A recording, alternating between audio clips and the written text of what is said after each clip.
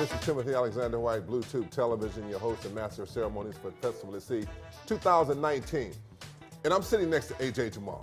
A lot of you know AJ Jamal by name, and you also know him by face. This guy is no stranger to comedy.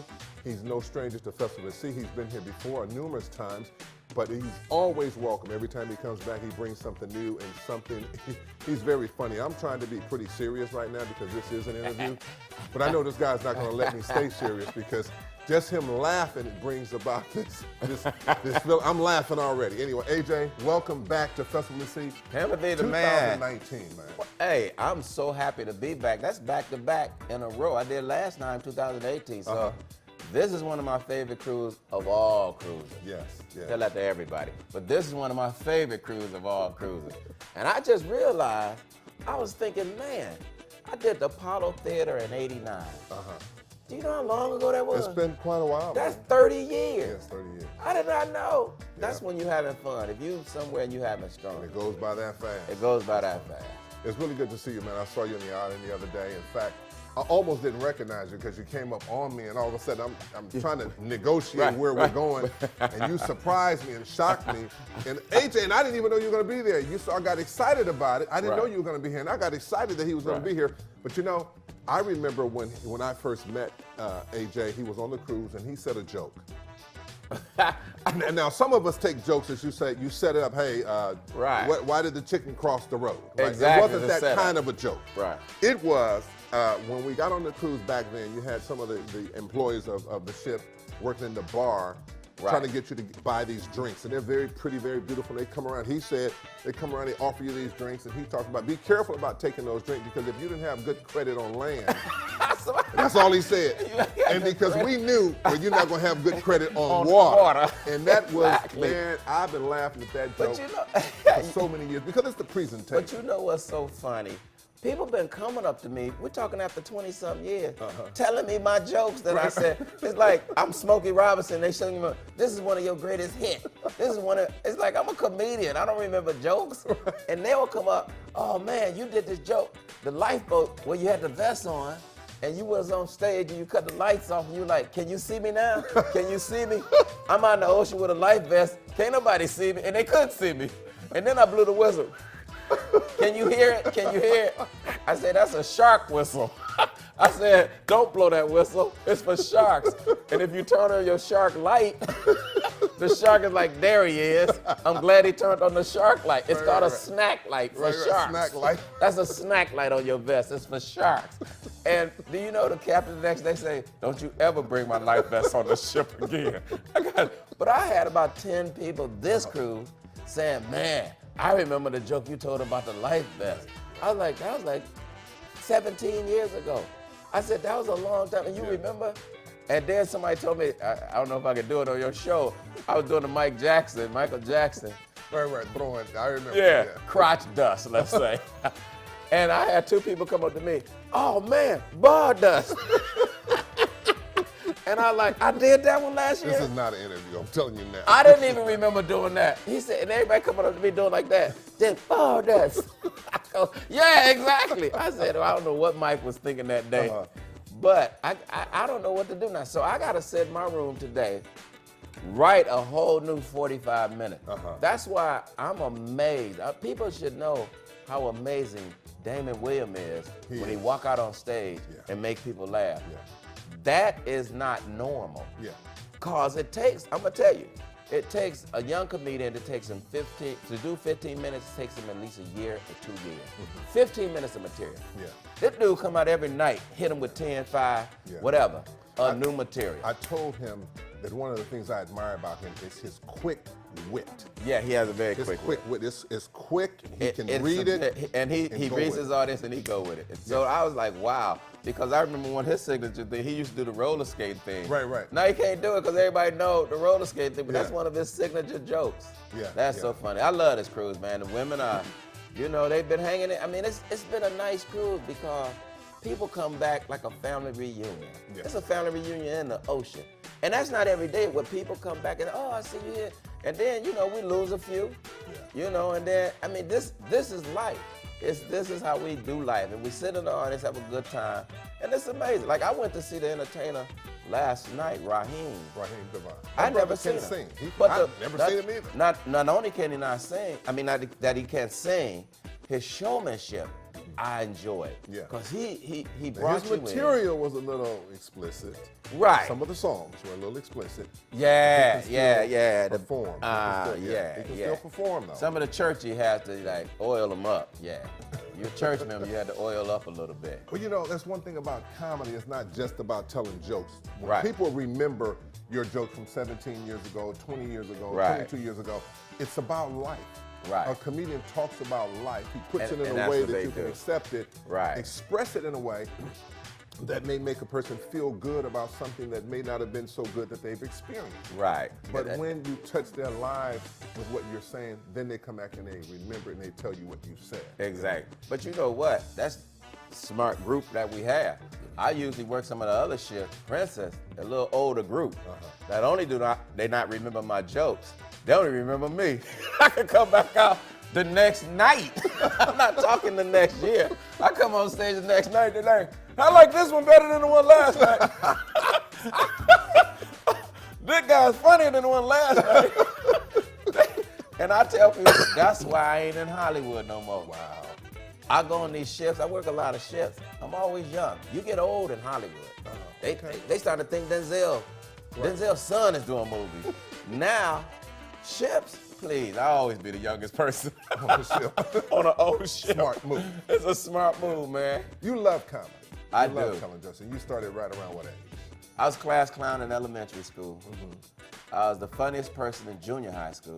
Okay. And I was the most humorous in high school. And where'd you grow up? In Cleveland, Ohio, with a bond. As a matter of fact, on the campus, Kent State University, there was myself, Steve Harvey, Arsenio Hall, Drew Carey from The Price is Right, and Renata Ray came through just to take some master classes. Back in the day. Back in the day.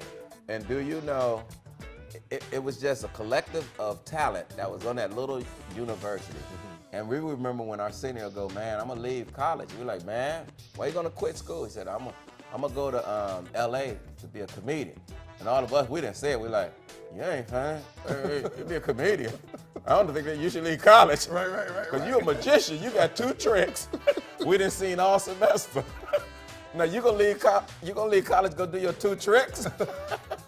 But then the next thing I know, He this got the dude, snap and crackle. oh my Pop. God, he ain't had no pop. He had Yeah. snap and crackle. Yeah. But next thing I know, Arsenio is blowing them up on the Midnight Special, the Wolfman Jack and all of that.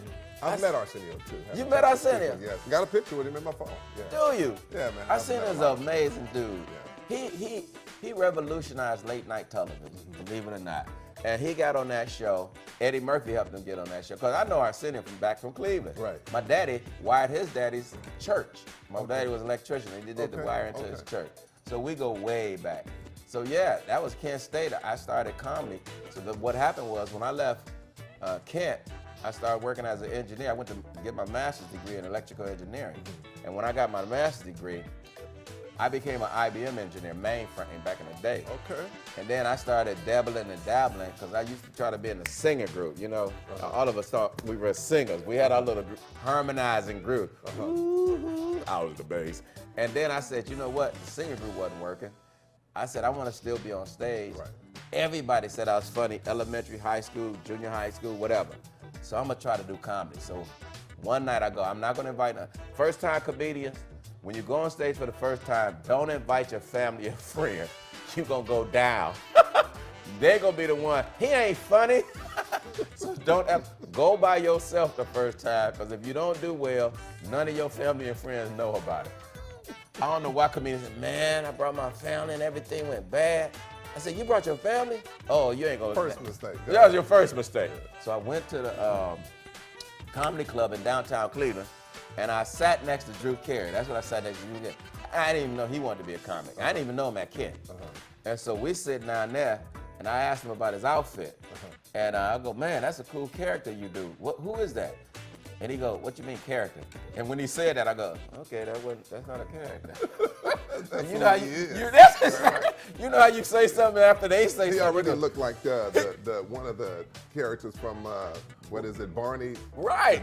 That's it. spiked With the hair and crew stuff cut, like- crew cut hair, black tie. I That mean, cartoon hadn't come out yet. I didn't even. Come on. Maybe that was a him. Yeah. And he's still a good friend. Yeah. Yeah, Duque is a good guy. And so I went up on that amateur night. Whoever would win would get $50. And I dusted them. And I had some jokes, man. I dusted them. I won $50. And you were supposed to get to host the next week. Okay. And so I said, well, I won the $50, but they're like, AJ, we won't need you for the next week. You know, some of that conspiracy theory. So I said, all right. And that's the last time I was down there. I went back to a place called Hilarities. That's in Ohio. Okay. If anybody from Ohio, they know Hilarity. And that's when I started my comedy career. Okay. Then I started inviting people. Then I went to Hollywood. And I walked into, his name was Roy Gerber. He was the manager of Arsenio. So I said, wait, he made Arsenio famous. Right. Bam. Make you famous. He gonna make me famous. Please do. I Googled his, well, not Google, we didn't have Google back then. Right. I researched his office, phone book, whatever. And then I walked into his office, knocked on the door. I said, Mr. Gerber. He go, who are you? I go, I'm AJ Jamal. I'm a good friend of Arsenio Hall. He goes, I hate Arsenio Hall. I said, well, I'm not that good of a friend. Right. We just knew each other. And the reason he hated Arsenio, because Arsenio left him once he got hot and went with Eddie Murphy, manager. And Roy had took him all the way to the point he got hot. And Roy didn't like that, but he did a business move that made sense. And so he goes, so are you funny? I go, yeah, I'm funny. And this is how Hollywood works, Jewish dude. He picks up the phone, call a guy named Lee Solomon in New York. I've heard of his name. Yeah. Lee, I want you to sign this new artist I got. He go, what's his name? AJ Jamal. Lee goes, what kind of name is that? He goes, it's Jewish. Sign him. And he hung up the phone. And I go, whoa, that was pretty gangster. Right. That was pretty gangster. So then he looks at me and go, you're gonna be opening up for the Temptations tonight at the Amphitheater. No, tomorrow night at the Amphitheater. I go to Amphitheater, I'm thinking that's 3,000 seats. Right. He goes, I'm gonna come there and see if you're funny. I go, tomorrow night you want me to open up for the Temptation? The real Temptation? Right, the real one. It's the Temptation. Be there tomorrow night. And so sure I've never enough. heard this story, AJ. This is a good story. Sure enough. Oh yeah, this is the beginning. Sure enough. I get to the Amphitheater. I crushed them. I came out because they the dope. One, they didn't know how clean I was. Right. They didn't know I didn't offend the audience. Okay. So I came out, I did my show. Bam, the audience was loving it. And so he looks at me and goes, you are funny. I'm glad I told Lee you was. And that's the beginning of me starting opening up for all the acts. And because I was with William Morris Agency, I opened up for I still been trying to do a book called Opening Act. And that's for all the people I opened up for. Diana Ross for 3 years. I was with Cher, her biggest tour, the Hearts of Stone tour, 36 cities with Cher. My first gig, paid gig, was with, because they from Cleveland, Gerald Burke. They were called the Leverts. And I got $60 for 2 shows. And the second show, they were like, AJ, man, the promoter go, we're going to have to cut you because we don't have enough money for the second show. I go, y'all only give me $60. They said, yeah, but we're going to have to cut you. So I told Gerald, I go, hey, man, I'm not doing the second show. He go, why? The promoter said he don't have the money. He go, how much money were you making? I go, $60. He goes, $60? Gerald reached in his pocket and gave me $60. And he said, do the show. Right. Gerald Burke gave me, that was my first paid gig, $120. That's good. Gerald Burke, and he's been my dude ever since. I missed him too. Man, that's a great story. I mean, Yeah. I've talked to you several times. I've interviewed you a few times, but Right. I've never heard that. That's a great story, man. Well, thanks, man. Well, I just did a TV interview for Netflix before I got on the ship, so I had all this prepared anyway. Let's get back to this book thing, because the book, I wanna Opening do a book. Acts, man. I mean, you've opened for so many people, man. You've Everybody. got to know Opening so act. many people. Right. That would be such an interesting book, and I'm gonna pray that you. I gotta sit down and get do it it, man. done, man. And you need some help, I can help you. I can help you with design work, Do design you? of your label, the cover. I can do that kind of stuff. Photographs. Do you? Yeah, that's what I can do. You have to write the book. I'm gonna but I send you a can help copy with of the the design I had. It was Okay. really pretty. It had flowers and it was pink. Somebody said, Jamal, you look like you got a gay book, like it's your coming out book. They said that cover you got looked like you coming out the closet. It was beautiful though. It was pink with flowers. As long as you loved it. And I loved it, but I gotta shut it down. Okay, all right. So I'm gonna let you look at it. You're gonna say, yeah, talk, AJ, we'll it does look like you were really We'll coming talk out. about it. We'll talk. Yeah, we do that. This is AJ Jamal. I'm Timothy Alexander White, very funny comedian. He's going to be on tonight. And if you're on this ship, of course, we encourage you to go see him. But however, if you're watching this video next week after, next year, then just know you missed out on a great show. But where can people follow you at? Do you have an Instagram or something like that? I'm too old for Instagram. Okay. I got a MySpace. No. I got a Facebook. They can hit me on Facebook. Okay. But I do a lot of ships. If they're going on a cruise, you liable to see me. Okay. I love the cruises, man. Well, that's good, man. I love the cruises. Yeah, I do too. 24 years. This is my 24th year. See, they're peaceful. Yeah. I love the cruise. Yeah. And they pay me. $60. Oh, that's hilarious. All right. I'm Timothy Alexander White, AJ Jamal. This is Bluetooth Television. Thank you for watching.